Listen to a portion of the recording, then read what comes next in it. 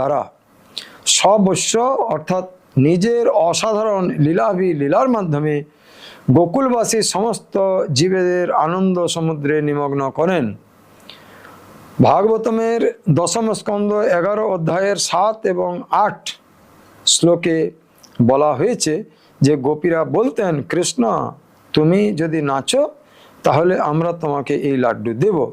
এইরকম বাক্যের দ্বারা অথবা করতালির দ্বারা তারা নানাভাবে কৃষ্ণকে উৎসাহিত করতেন। তো দশম স্কন্ধ 11 অধ্যায়ের আর 7 এবং